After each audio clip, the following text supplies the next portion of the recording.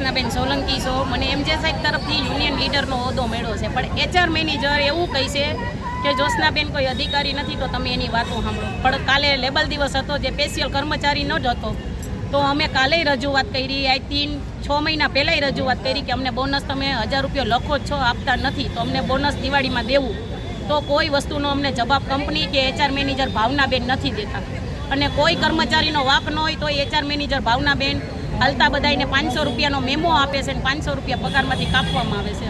અમે 10,000માં કેટલીક વસ્તુ કાપી લેવી અમારી, તો અમારે કરવું શું? 1.5 વર્ષનું PF નાખ્યું નથી, કટકે ને બટકે PF કંપની નાખે છે, પણ સામેથી તો આવતું નથી, તો અમારે કઈ રીતના PF લેવાનું?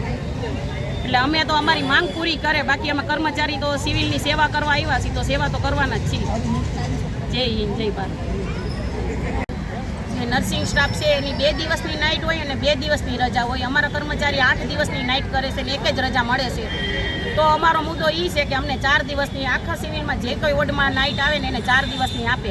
અમારો પહેલાં ઘણા વર્ષ પહેલાં 17-18 વર્ષ પહેલાં 8 થી 2નો ટાઈમ હતો, તો HR મેનેજર બદલ્યા પછી 8 થી 3નો ટાઈમ કર્યો છે। તો તડકો ગવર્મેન્ટ નોકરી હોય, જે 90,000 પગારદાર છે, એને સરકાર વહેલો ને મોડો ટાઈમ કરે છે ઠંડીની હિસાબે, તડકાની હિસાબે, તો અમારો ટાઈમ કેમ વહેલો ન થાય?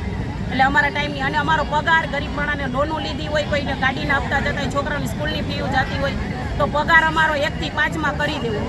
અત્યારે કેવી રીતે થાય છે પગાર? અત્યારે પગાર 22 તારીખે થાય, 30 તારીખે થાય, 20 તારીખે થાય, 25 તારીખ, કોઈ તારીખ ફિક્સ નથી।